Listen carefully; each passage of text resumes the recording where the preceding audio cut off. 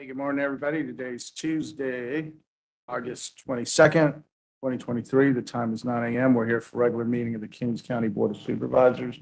Madam Clerk, will you please call the roll? Joe Nevs. Here. Richard Valley. Here. Doug Verboon. Here. Rusty Robinson. Here. Richard Fagundes is absent. Right. For in attendance, next is the invocation. I'd like to invite Mr. Pastor Chad Fagundes of Quantia Church. If you please join us. Thank you. Morning. How are you guys doing this morning? Bow your heads with me and pray. Heavenly Father, we thank you so much for the day. I think of the psalmist who sings, better is one day in your courts, God, than 1,000 elsewhere. God, your presence is the difference maker. And so we just publicly invite your presence into the room. We ask you to guide the leadership and guide the direction of the Kings County. We pray for favor upon each of the council members, favor, God, of every single person in this room, favor, Lord, on the Kings County. And so, God, we pray that you would have your way, Father, that you would speak to our hearts, that you would solidify within us, God, that you truly are the one and only King and the one that we look to. So, Father, we once again say, thank you for today. Have your way today, and let your presence be here in a special way. Pray this in the name of Jesus. Amen. Thank you, Pastor. Please join us in the pledge of allegiance. I pledge allegiance to the United States of America, to the republic for which it stands, one nation, under God, indivisible, with liberty and justice for all.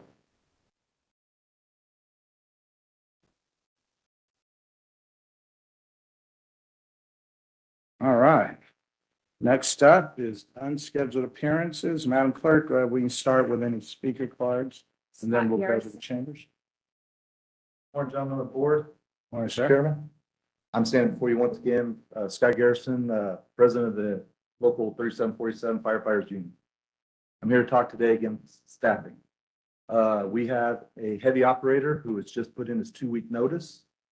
We've lost another member, a highly qualified member of this department that is very hard to replace.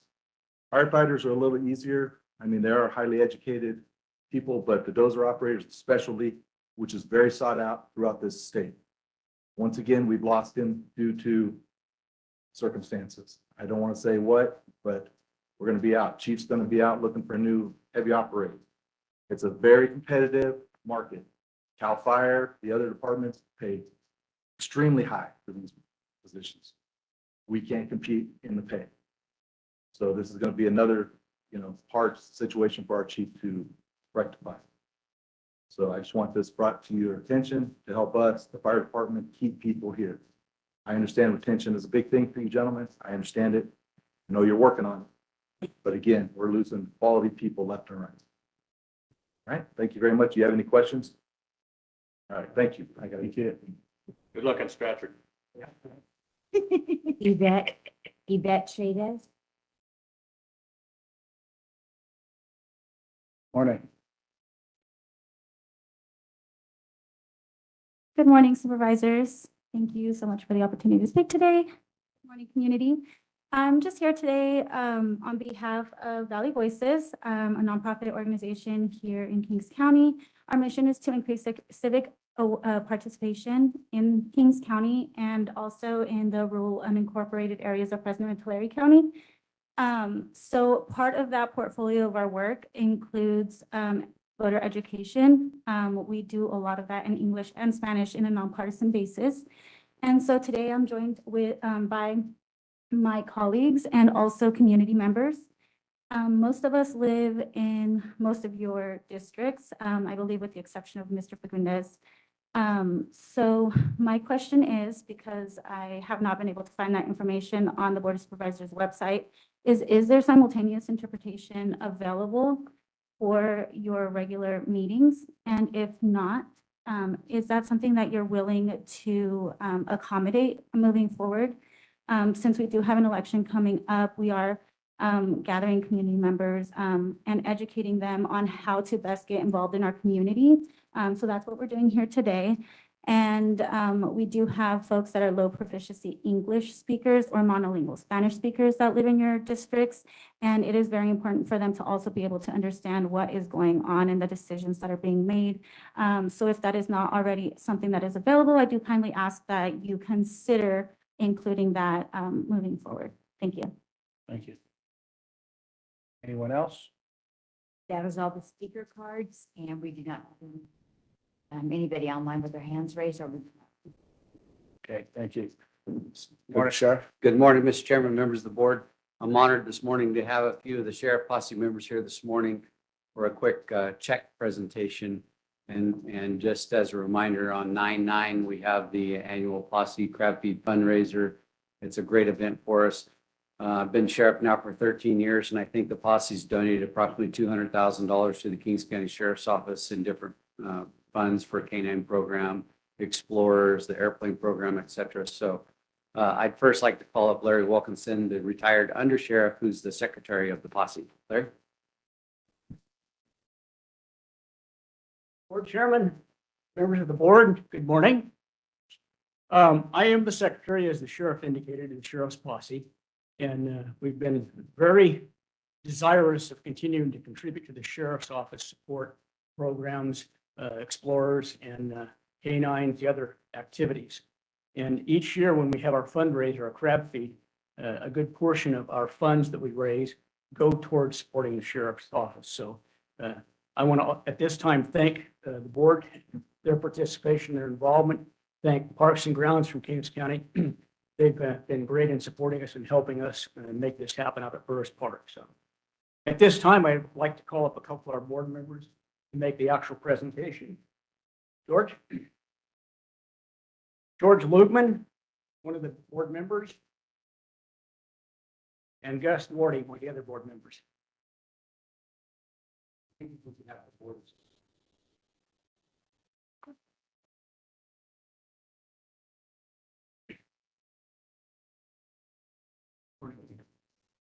Good.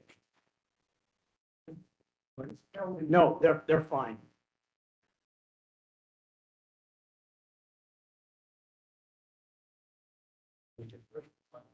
Sure, no, let's go. Photo op, photo op.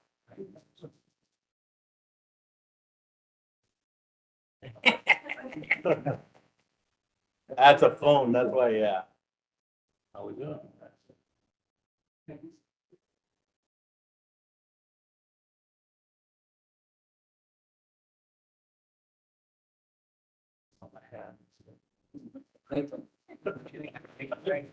you. Appreciate it. Good job. Thank you. Thank you. Thanks, sir. Good work. Good job. Thank you.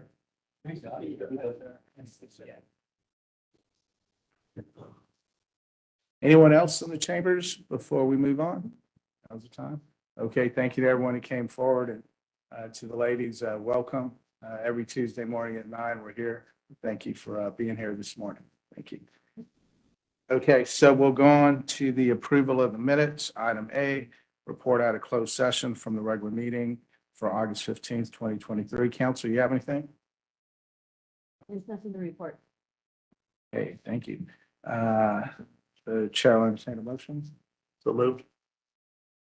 No, second. Motion by Verboen, second by Nez. Madam Clerk? Joe Nevs, Yes. Richard Valley, Aye. Doug Verboen, Yes. Rusty Robinson. Yes. Thank you. Item passes 4 in favor, 1 absent. Item B, the minutes of the regular meeting for August 15th, 2023. You have to move. Second. Motion by Nez, second by Verboen. Madam Clerk? Joe Nevs, Yes. Richard Valley, Aye. Doug Verboen, Yes. Rusty Robinson. Yes. Item passes 4 in favor, 1 absent. We have a large consent calendar. If there are no questions or comments on the calendar. Make a motion to approve the consent calendar as presented. Thank you, Sue. Motion by Verboen, second by Robinson. Madam Clerk, will you please call the roll? Joe Nevs. Yes. Richard Valley, Aye. Doug Verboen, Yes. Rusty Robinson. Yes. Consent calendar passes 4 in favor, 1 absent. Takes us to regular agenda meeting items. First item is from Community Development Agency. Good morning. Like to present your item. Good morning. Good morning, Chairman and Supervisors of the Board. Noelle Tomlinson, planner with the Community Development Agency, here to present Kings County Development Code text change number 66817A. The Community Development Agency received private industry interest to develop and operate a commercial agricultural wood chip drying and storage facility in the rural commercial CR zone district. This type of use is categorized in the Development Code as harvesting, curing, processing, packaging, and shipping of agricultural products produced on the premises or as part of an agricultural operation. Currently, this type of use is not allowed in the rural commercial CR zone district.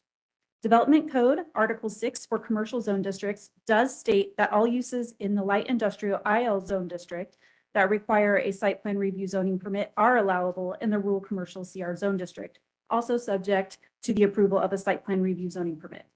However, harvesting, curing, processing, packaging, and shipping of agricultural products is a permitted by right use in the light industrial IL zone district and does not require a site plan review, so it does not qualify for the CR zone district through this. The Development Code text change number 66817A would amend Article 6 so that light industrial IL uses that are permitted by right, such as harvesting, curing, processing, packaging, and shipping of agricultural products, would also be allowable in the CR zone district, subject to the approval of a site plan review zoning permit. In general, when considering the impacts of permitted by right uses, site plan review uses, and conditional use permit uses, permitted by right uses are the least impactful. Since light industrial uses that require a site plan review are already allowable in the CR zone district, subject to a site plan review, then allowing light industrial permitted by right uses in the CR zone district, subject to the approval of a site plan review, will create consistency in the Kings County Development Code because these uses are generally less impactful than what is already allowable. The proposed changes will remain consistent with the goals and objectives of the Kings County General Plan because the rural commercial land use designation is intended primarily for application to such rural service centers of the county as Armona, Kettleman City, Stratford, Grangeville, Hardwick, and Halls Corner to permit the establishment of uses which cater primarily to the needs of rural residents. In addition, this proposed change increases economic reinvestment by directing future commercial and industrial development to existing community district areas to meet the daily needs of residents and provide employment opportunities near residences and transportation routes. The approval of Development Code text change number 66817A is exempt from CEQA review pursuant to section 15061B3 of the CEQA guidelines, which states that a project is exempt from CEQA if the activity is covered by the general rule that CEQA only applies to projects which have the potential for causing a significant effect on the environment.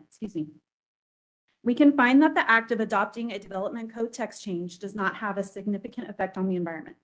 In addition, none of the special circumstances listed in section 15300.2 of the CEQA guidelines apply to the act of adopting a Development Code text change. The Kings County Planning Commission received a staff report and conducted a public hearing on July 3rd, 2023. The Planning Commission voted and adopted resolution number 23-02, recommending that the board adopt Development Code text change number 66817A in the public interest. There is a Board of Supervisors public hearing for this item scheduled for next Tuesday, August 29th at 10 a.m. or soon thereafter. If approved, this Development Code text change will take effect 30 days following adoption. Staff recommends introducing and waiving the first reading of the Kings County Development Code text change number 66817A to amend Article 6, Section 603, Table 6.1 to allow permitted uses in the light industrial IL zone district to be permitted in the rural commercial CR zone district, subject to the approval of a site plan review zoning permit. That concludes my presentation, and I am available for any questions. Any questions from the board? If there are no question or comments, I'll move approval as presented and waive the first reading. Motion by Verboen, Second, even though she reads fast, she could read it. second by Nez. Madam Clerk, will you please call the roll? Joe Nevs, Yes. Richard Valley, Aye. Doug Verboen. Yes. Rusty Robinson. Yeah. Item passes 4 in favor, 1 absent. Thank you. Thank you. All right, that takes us to item B, which comes from the District Attorney's Office. We have one item. Oh, there's one more to the second. Okay. Oh, I'm sorry about that. Sorry, Madam DA. Next. Second item here. Thanks, sir. Good morning, Chairman, Supervisors. Victor Hernandez, planner with the Community Development Agency. Here to present Kings County Development Code Text Change Number 668.17B. So the Kings County Community Development Agency has the responsibility to administer and maintain the Kings County Development Code. Since the adoption of the Development Code in April 2015, staff has come across various unintended minor omissions and or needed additions and clarifications throughout the code. In addition, as state laws are created and or amended, there are provisions in the Development Code that need to be updated to be consistent with state law. The proposed Development Code amendments to various sections of Articles 5, 7, 12, and 25 of the Kings County Development Code address the state's amendments to accessory dwelling unit or ADU law. The proposed Development Code amendments are provided as Exhibit A. Additions are marked in blue and underlined, and the proposed deletions are in red with strike throughs. So I'll now have Yesenia, who is listening via WebEx, load a short PowerPoint presentation that I prepared. While she's getting that ready, I just want to let you guys know that the PowerPoint is going to show each of the actual changes to the Development Code. I will be providing a short summary of each change, but if you would like more details or have any questions, please feel free to stop me at any time. So Kings County Development Code Text Change Number 66817B. Next slide, please. So as mentioned earlier, the proposed text amends various sections of Kings County Development Code, specifically Articles 5, 7, 12, and 25. We're doing this to address the state changes to accessory dwelling unit or ADU law. And the proposed additions are in blue and underlined, while the proposed deletions are marked in red with strike throughs. Next slide, please. So Article 5, residential zoning districts, we added the words junior accessory dwelling unit to provisions of Article 5, where accessory dwelling unit or ADUs are mentioned, so that they are covered under the Development Code and allowed in a similar manner as accessory dwelling units. Next slide, please. So Article 5, Section 505, Table 5-1, we added junior accessory dwelling unit or JADU and changed the permitting requirements so that both accessory dwelling units and junior accessory dwelling units are permitted without a zoning permit. We also added a reference to Government Code Section 65852.22, which covers JADUs. Next slide, please. So Article 5, Table 5.2, a reference was added to C Section 507, which describes the different setback requirements for both ADUs and JADUs. Next slide, please. Article 5, Section 507, this is the area that had the most changes. So we updated this section to include JADUs and modified existing language to allow ADUs and JADUs in single-family residential areas where single-family residence or multifamily residence are existing or proposed. We also changed the floor area section to clarify the floor area requirements for attached, detached, and conversion accessory dwelling units. Next slide, please. Continuing with Section 507, we removed some of the old language that, due to state amendments, no longer apply, such as location and ownership requirements. We also updated our standards regarding ADU quantity, setback and height requirements, off-street parking, and utility services. Next slide, please.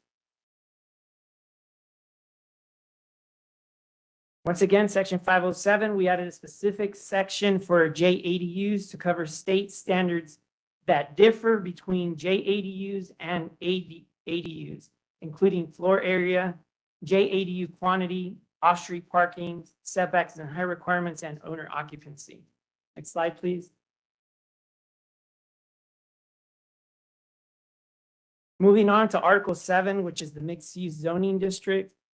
Section 703, Table 7.1. We added both ADU and JADU as residential uses permitted without a zoning permit and in compliance with Government Code Section 65852.2, Section 65852.22, and the regulations prescribed in Articles 5, Section 507. Next slide, please. So continuing with Article 7, Table 7-2, we went ahead and added an additional note stating that both attached or detached ADUs and JADUs must have a minimum of 4-foot rear and side setbacks. Next slide, please.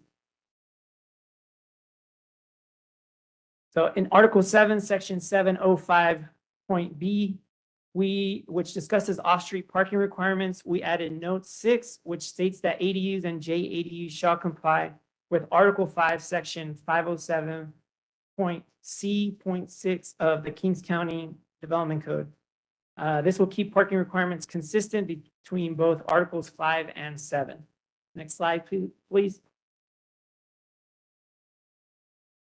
Moving on to Article 12, which is the pre-existing uses and non-conforming sites, structures and uses article of the Development Code. For Section 1204.3.b, we once again added language referencing Government Code Section 65852.2 and 65852.22, which are the sections covering state regulations for ADUs and JADUs. Next slide, please. And Section 2501, this is in Article 25, which is our definition sections. We went ahead and added the acronym ADU for accessory dwelling units. We updated the definition to incorporate some of the state changes to the definition, such as where it can be located. We also added language that describes the 4 variations of ADUs, which are detached, attached, converted existing space, and junior ADU. Next slide, please. The proposed changes will remain consistent with the goals and objectives of the 2035 Kings County General Plan.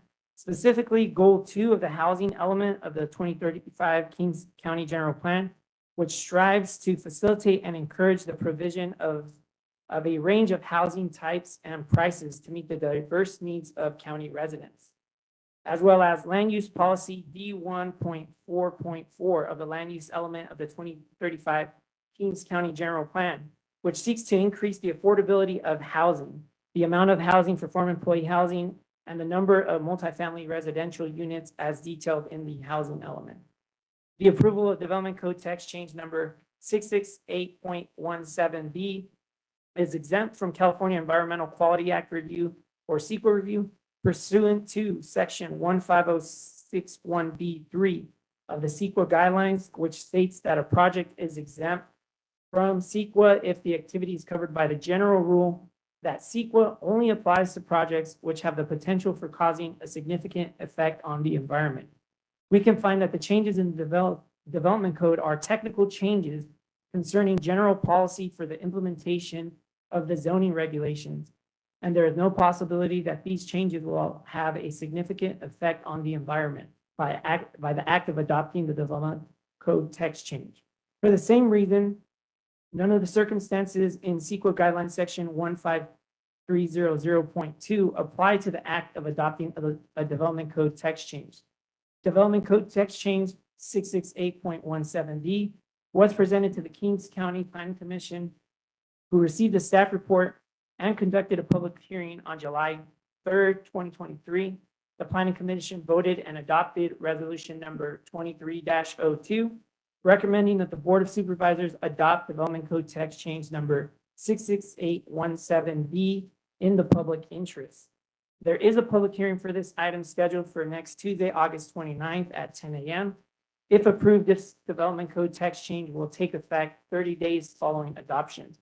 With that, staff recommends introducing and waiving the first reading of the Kings County Development Code Text Change 668.17B to amend various sections of Articles 5, 7, 12, and 25 of the Kings County Development Code. That concludes my presentation, unless there are any questions. Good PowerPoint. Appreciate you just hitting the highlights. Yeah. Thank you. Good job. Good job. Any questions or comments? Superintendent? What's the difference between a JADU and an ADU? So a JADU is a junior ADU. They're enclosed in the garage or existing living space. ADU can be detached. It can also be attached separately, but it's not existing space. And then an ADU could be a trailer, mobile trailer.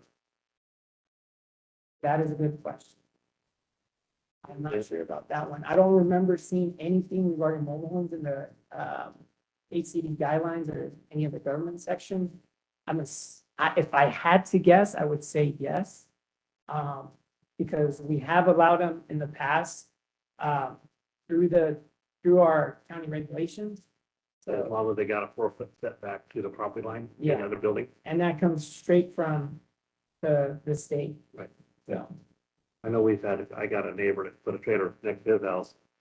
And the other neighbors complaining, but Yeah. I'll be able to answer my questions, yeah. answer their questions. And a lot of it basically the majority of it's coming from the state. They're kind of forcing us to change. So I could build a shop and put a housing in it without a permit? No?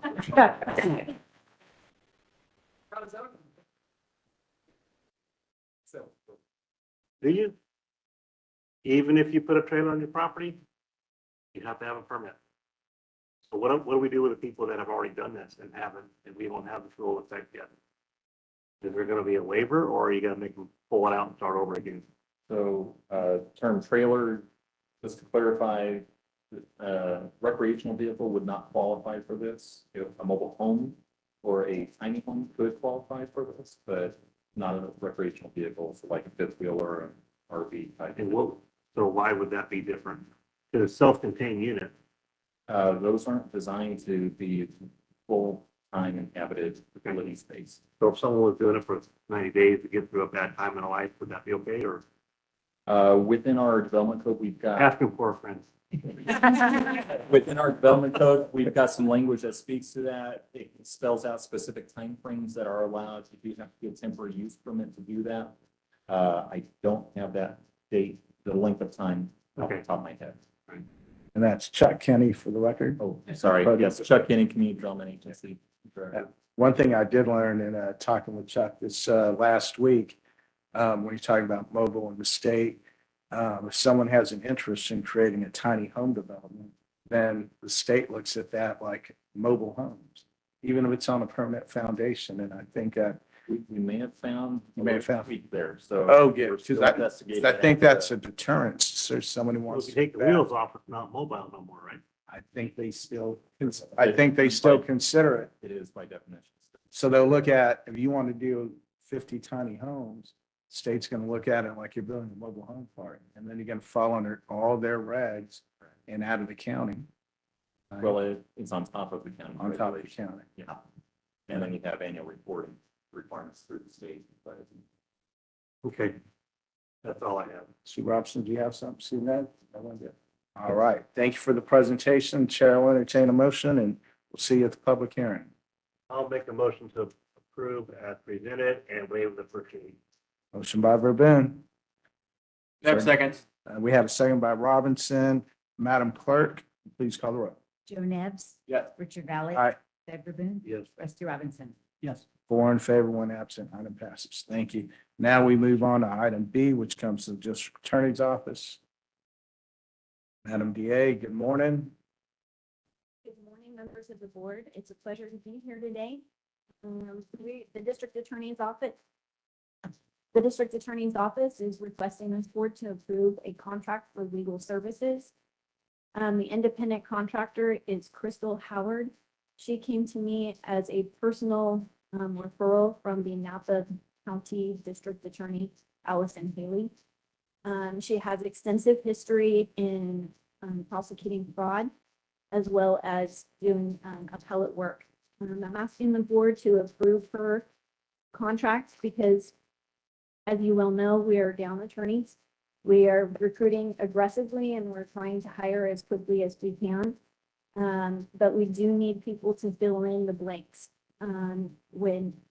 between the people that are leaving and the people that hopefully come.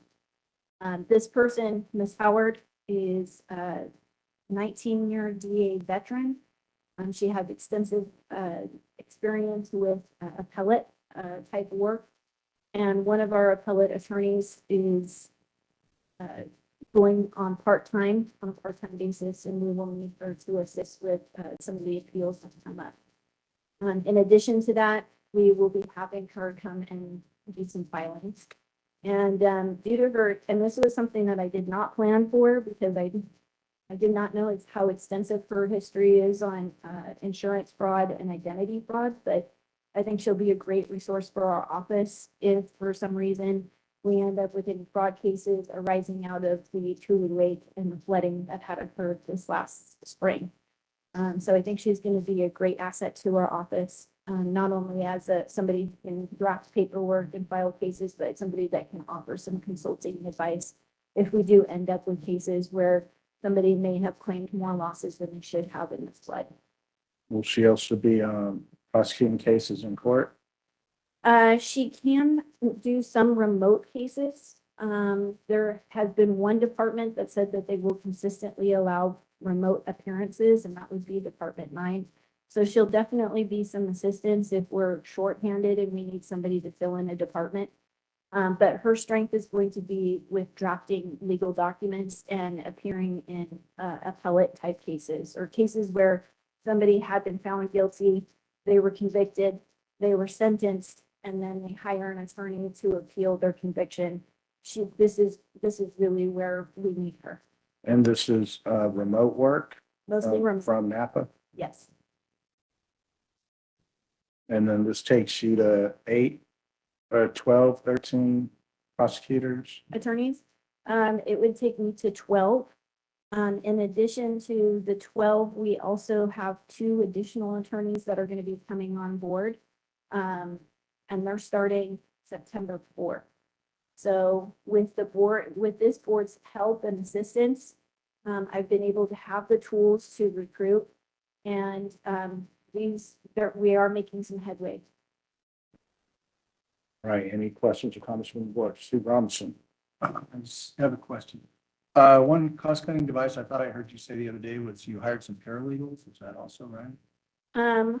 We haven't yet hired any paralegals. Unfortunately, the paralegal job description needs to go through the Coffin Associates analysis.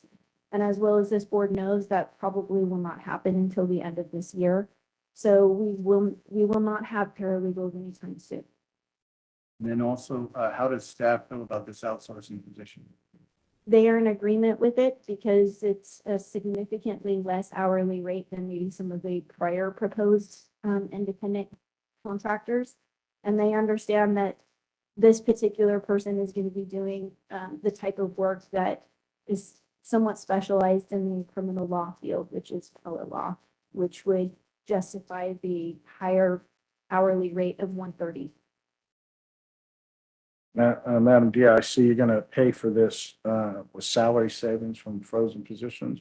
Yes. Is that above beyond the 20 positions you're looking for, or if you start hiring, will the amount of frozen positions and salary savings be enough to sustain bringing this attorney on, and for how long?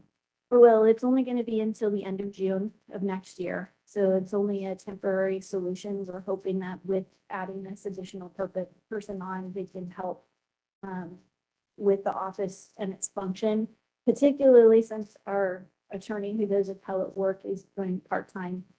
And also she is expecting, so we're expecting her to be leaving the office February for maternity leave. So she will definitely be of assistance in that department. We do have 20 positions allocated for deputy district attorneys. I did suspend or freeze one so that we could hire 2 paralegals. And then I froze another one to pay for these independent contractors. So it would bring down the total number of people that I can hire to 18. I can run an office at 18 attorneys. It's still not ideal. The 20 is ideal, but at 18, we don't have the pressing concerns of whether or not we can cover a courtroom. Okay. And these, the salary savings are out of the new budget we just passed Yes, versus the past fiscal budget. So these are savings you're counting on. yes. All right. Anyone else? Questions, comments? Chair will entertain a motion. Oh, go ahead. Morning. I'm Carolyn Lee, Senior Research Director. I just want to clarify one thing.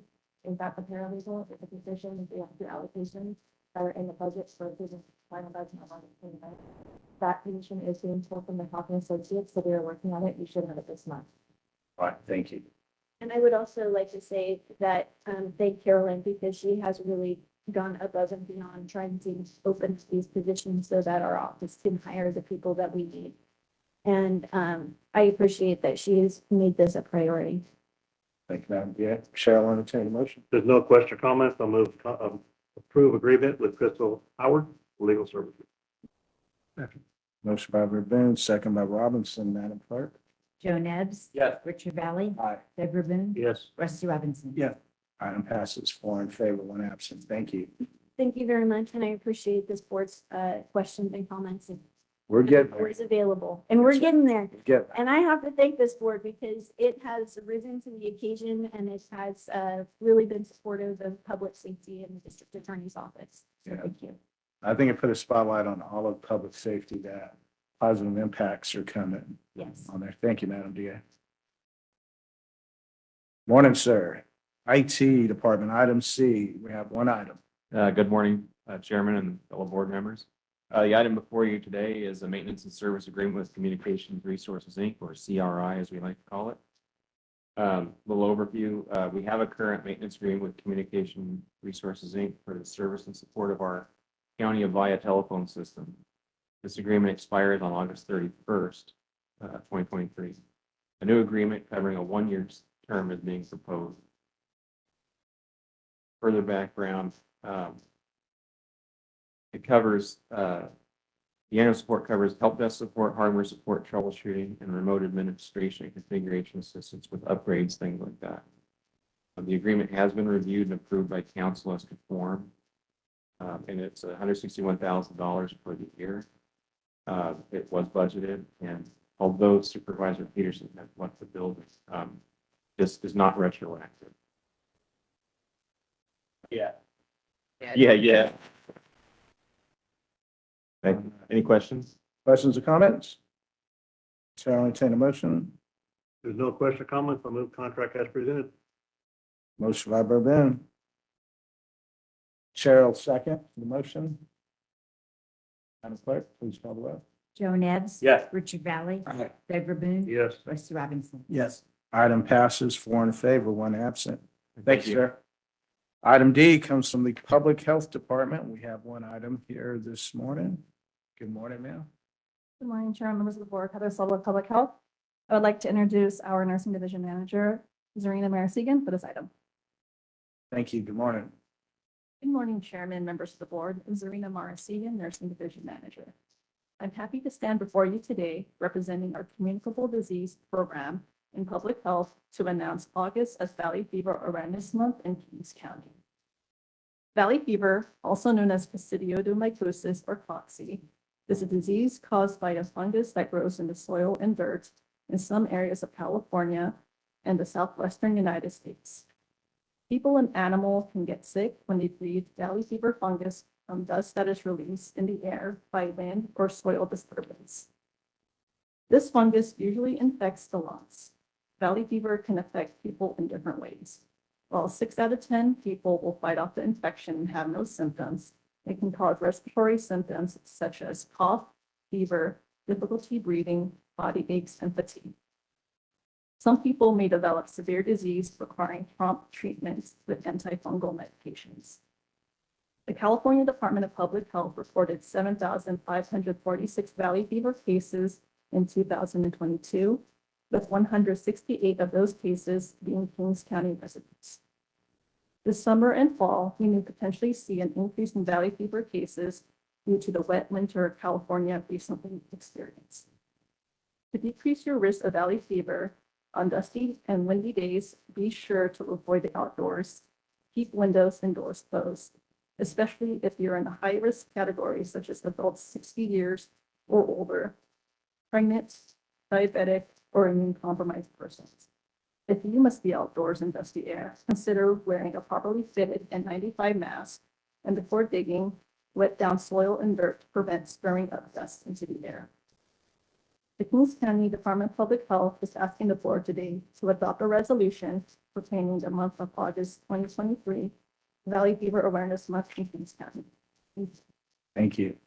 Appreciate the presentation and bringing this back every year. Appreciate it. Questions or remarks from the board? And I'll second, but me and Devs are vulnerable, both over 60.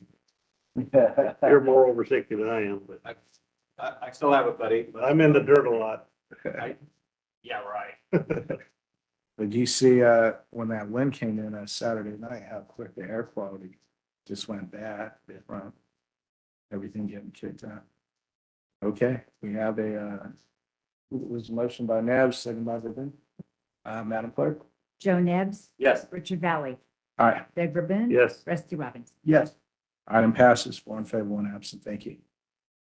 Okay, Public Works is item E. We have one item from Public Works this morning. Morning. Good morning, Mr. Morning, Chairman, sir. members of the board. I'm Mitchell Cabrera, Chief Engineer with the Public Works Department. Before your board this morning to request the approval of a second amendment to an existing agreement between the county and Lakeside Pipeline LLC for a non-routine hazardous encroachment within the county right-of-way. On July 28th of 2020, the board entered an improvement agreement with Moss Energy and Lakeside Pipeline for the introduction of a biogas pressure pipe throughout various locations connecting dairies throughout the county, placing this pipe within the county right away through the encroachment permit process. May 16th of this year, the First Amendment was introduced, adding 1 additional mile to the original 4.6. And this second amendment will add 3 additional miles along 4th Avenue between Kansas Avenue and Bardsley Avenue bordering Tulare County. This project will have no financial impact to the county. It does provide a franchise fee equal to 2% of the earnings that the pipeline produces of natural gas injected into their pipeline. And the department requests is the approval of the second amendment so the county can work with Lakeside Pipeline to get the project moving forward. If you have any questions, happy to answer. All right, thank you. Appreciate you. Any questions or comments from the board? No question or comments. I'll move as presented. Motion by Verboen, Second. second by Nabs. Madam Clerk, will you please call the row? Joe Nebs. Yes. Richard Valley, Aye. Doug Verboen. Yes. Rusty Robbins. Yes. Thank you, Mr. Cabrera. Item passes 4 in favor, 1 absent. That takes us to item F. We have 2 items here. We'll start with the first one. Good morning, Ms. Boyette. Morning, Mr. Chairman, members of the board, Matthew Boyette, Kings County Administration. Before your board this morning is the fiscal year 23-24 final budget resolution. So on August 8th, administration was before your board for final budget hearings, for which your board granted temporary due pass across the entire budget with direction to bring back the resolution to formally adopt the fiscal year 23-24 final budget. So included in your agenda packets this morning is that resolution outlining the following. So we have total appropriation of government funds of $461,601,188, with total means of financing of $461,601,188, which means we do have a balanced budget. We have total appropriations for contingencies coming in at $32,991,640. So with that, if your board has no further changes, we respectfully request and recommend that you adopt the resolution for the fiscal year 23-24 Kings County final budget. Thank you. Any questions or comments from the board? Motion approved. Second. We have a motion by Robinson and a second by Verboen. I'm just going to ask this though too. The chief, fire chief, is there anything in this budget that's that we took up last month that is relative to the discussion at the podium earlier as far as your driver and some of the concerns from the firefighters? The dozer operator that he he's alluding to is a position that is currently in the budget. It is funded. We are funding for 3 positions. We had only had 2 because we had some failed recruitments previously, but it is in the budget, it is included in this. There's always room for improvement and continue in fire department to look improvement ways to make it safe for my people, provide a better service. We're formulating some plans, probably going to bring them forward sometime mid-year and talk about ways to achieve them. It's a big issue. It's a big dollar issue too. I don't have all the information I need right now to present to you, to the board. But the budget is good for the fire department. We're funded. We're doing good. We are going to try to fill our positions that we have open. We're trying, that's all I've done pretty much since I came back in 2020, is continue to fill positions. But we're working on some ideas. Good. Okay. Yeah, I appreciate that. And the dozer operator takes 5 years experience, so there's not a lot of people out there that you can think off the street. You have to, not because you want to do it, you have to learn how to do it. And that you got to pay for that person. And it's a dangerous position too, obviously. Okay, good. Thanks, thanks, Chief. Ms. Boyette, and we have a motion by Robinson and second by Verben. Is that what? Aye, Madam Clerk, will you please call the roll. Joe Nevs. Yes. Richard Valley. Aye. Doug Verboen. Yes. Rusty Robinson. Yes. Item passes 4 in favor, 1 absent. One more item. Yes. So the second item this morning is a grand jury report for your board's response for the grand jury report.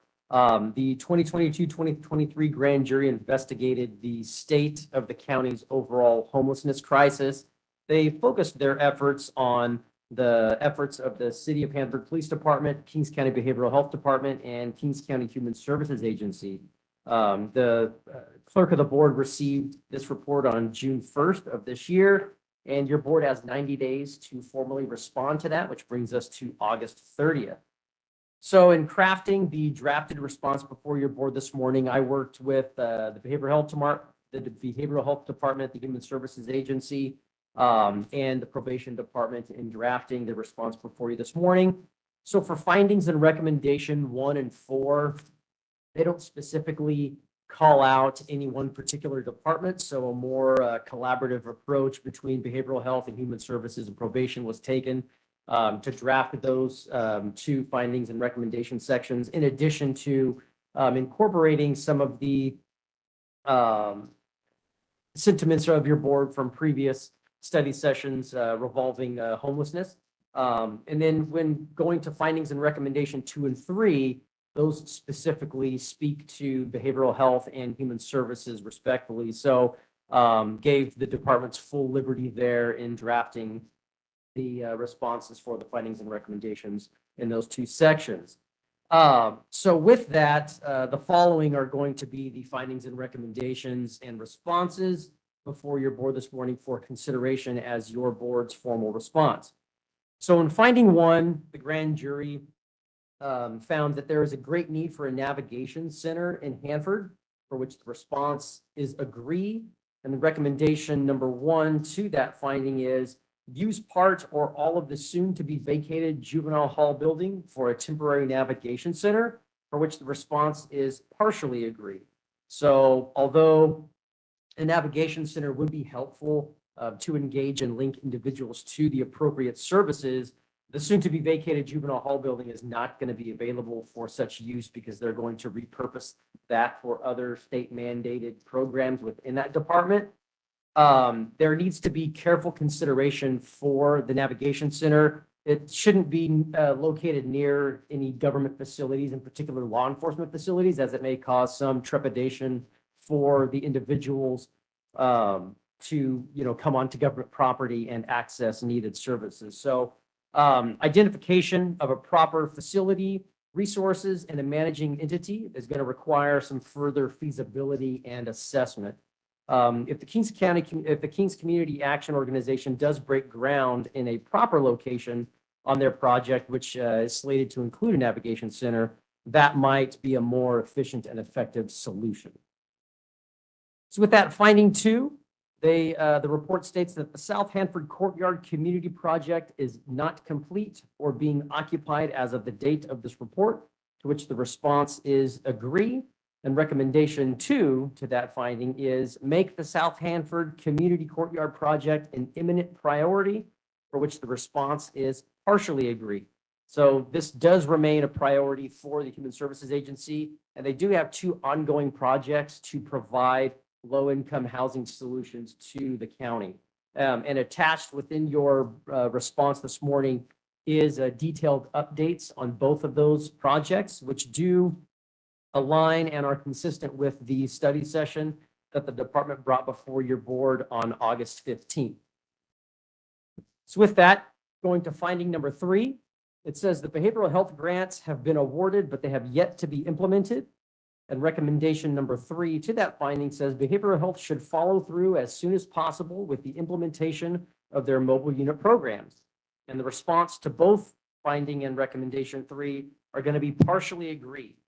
So the California Healthy Facilities and Financing Authority grant for the mobile crisis support team, which is going to respond to children and youth experiencing psychiatric crises at school and at the child welfare services, has not been implemented, although the contract was approved on June 27th of this year.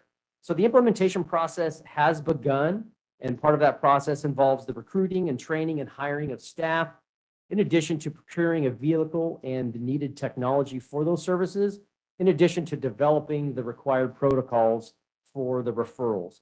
There's an anticipated start date of this program of roughly September of this current year. And the Crisis Care Mobile Unit, or the CCMU grant, was awarded, and this grant is for conducting planning activities related to the development of the countywide mobile psychiatric crisis services, which were concluded as of June 30th of this year.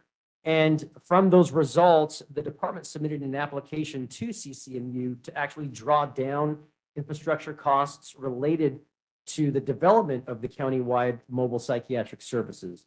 So in the meantime, behavioral health continues to move forward with the development of the program, including releasing an RFP to identify a contractor to provide the 24/7 mobile crisis services.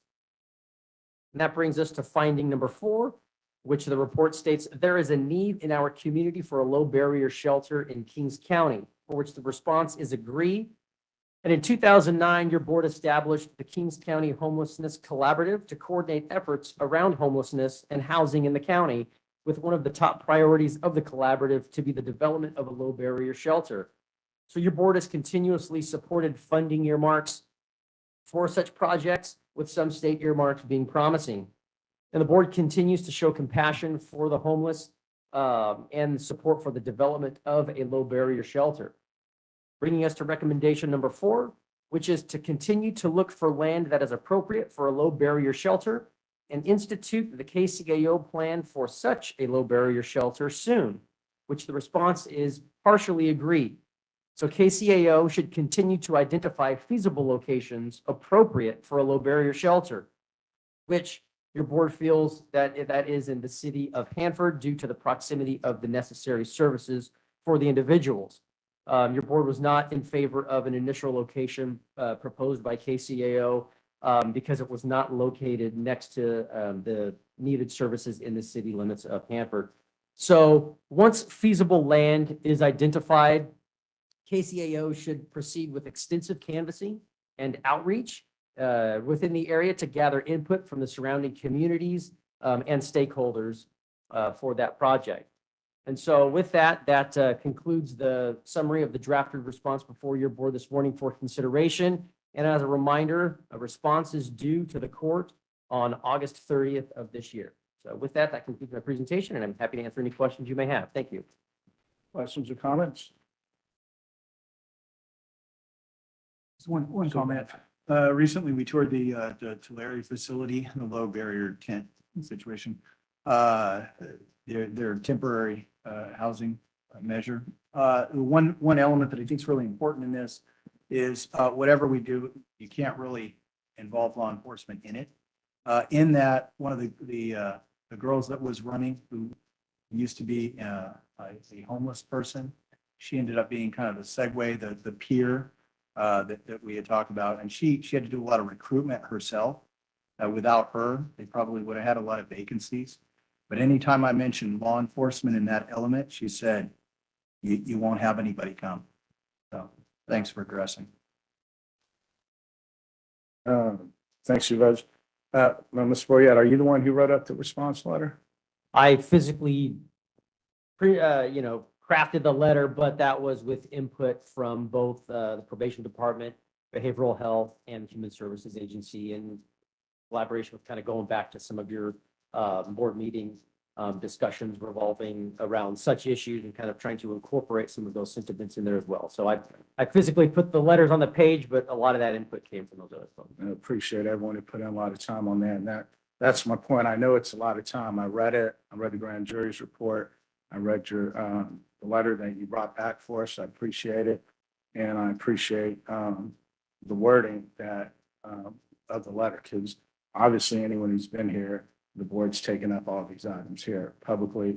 There's been long public discussions, and I don't know, the grand jury's report, they tend to come across as directing the board of supervisors on what we need to be doing versus going out of their way to saying they were at our meeting and they heard the discussion. So all that time that you had to take to go back, probably listen to our tapes to make sure your letter has a good facts in the response, it's redundant. It's time that's taken away from the other things we need to be doing. And if KCAO has a mission to go get the center, the board backed them up by making it the #1 priority as it relates to the Board of Supervisors and being in support of any kind of funding from the state and the federal level. After that, that's KCAO's mission, and grand jury can't force the Board of Supervisors to make a KCAO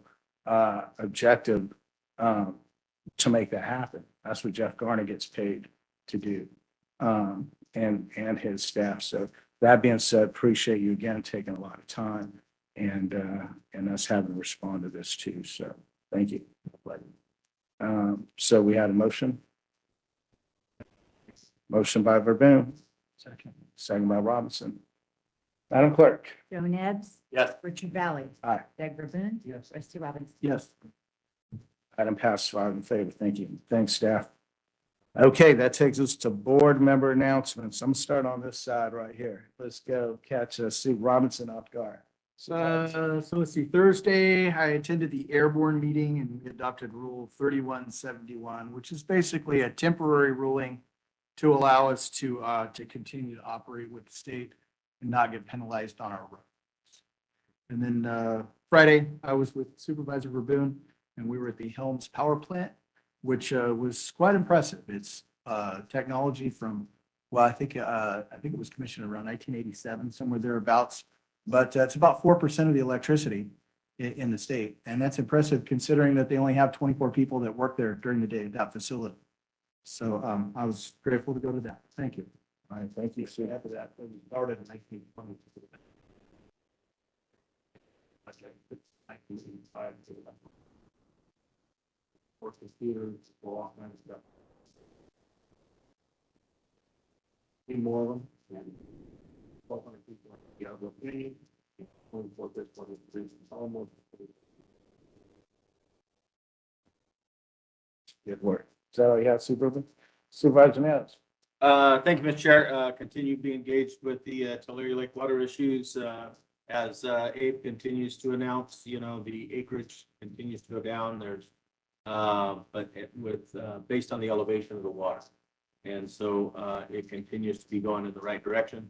On Thursday, announced freshman football game, and then on Friday came back and did JV and shot the cannon in Lemoore, run out of ammo, so we'll have to restock and start all over for this weekend. On Saturday, Walk with the Dock event was held at the Hanford Mall. Special thanks to the Hanford Rec as well as Adventist Health and the Hanford Mall for hosting that event. And pretty nice. We'll be back outside next month. The Kings County Homeless Committee met yesterday a review of the bylaws, which will be coming before us in the future, as well as updates on the working groups and outreach and home fee, room fee, and as well as lived experiences.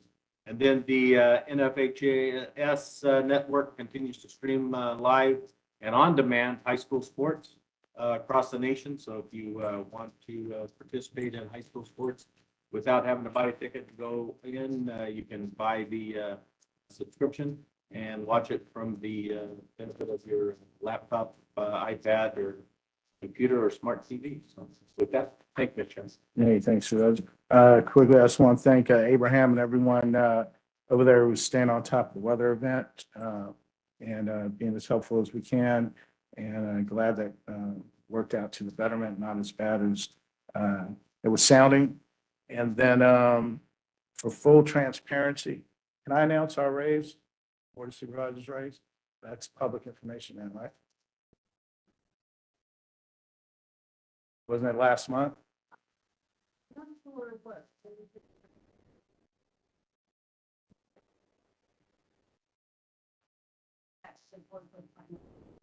the Board of Supervisors?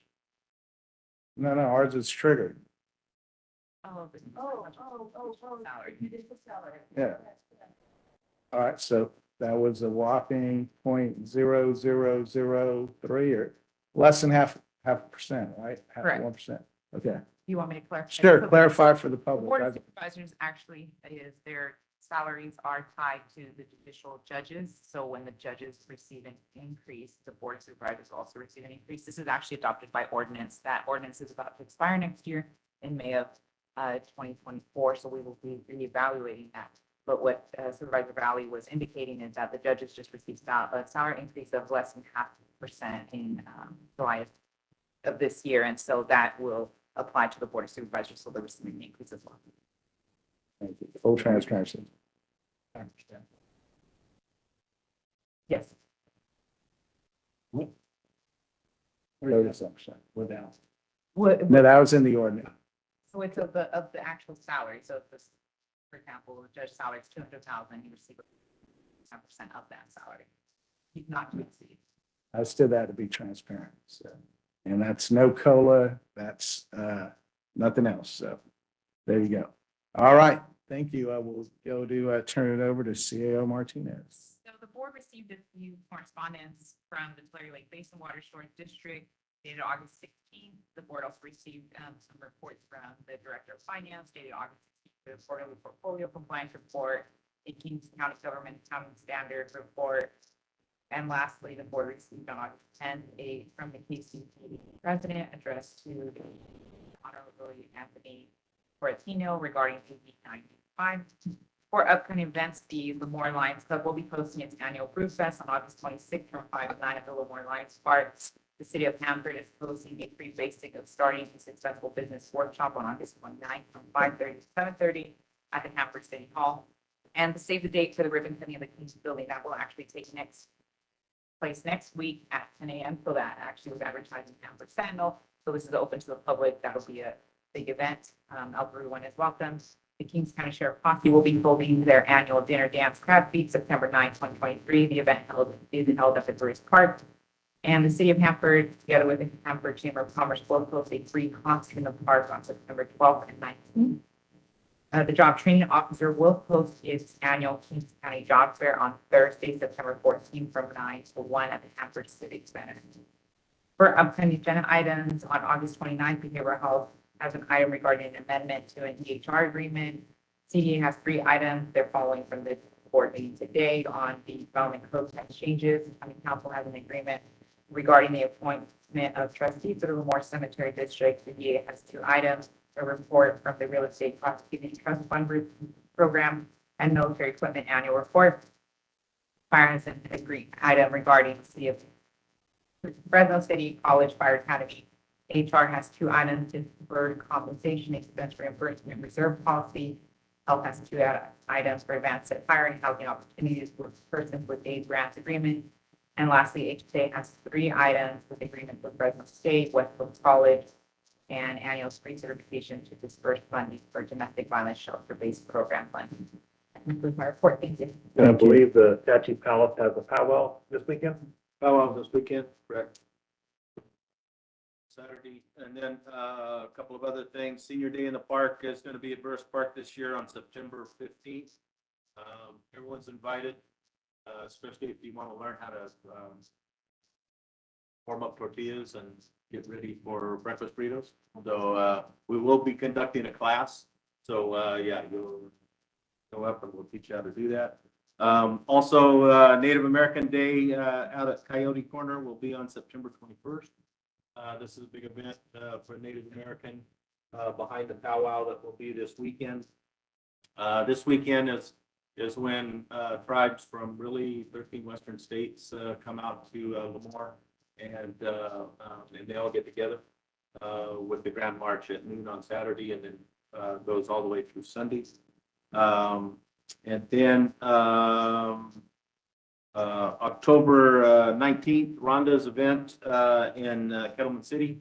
Certainly want to invite everyone for there. We will also be conducting culinary classes for hot dogs on that. So if you want to show up around 4 o'clock, give you the opportunity to learn how to properly prepare a hot dog. Rhonda is there with a list of individuals that help the residents of Kettleman City, both energy-wise. Health department will be there, I think, with immunizations, and as well as public displays of public safety. And probably free flu shots, right? Correct. Yeah, and if Supervisor Boone shows up, we do have a used needle that we can use on him. So you'll be able to cut down on those expenses. But it will be sharpened. We do it on the sidewalk. Nice. Gotta be able to afford the hot dogs. It's Yeah. always a good event. Man, the time's going quick. It seems like that event was 3 months ago. Exactly. Thank you. That's what I thought. But Rhonda keeps a tough eye on the calendar, and she's running that operation, does a great job. It's got October 19th on that one? That was a good event. October. The Thursday? Right, Thursday. All right. That leads us to closed sessions, a couple of items under closed session that's publicly identified on the agenda. And that will take us to adjournment till next Tuesday, August 29th, 9 a.m. See you back here.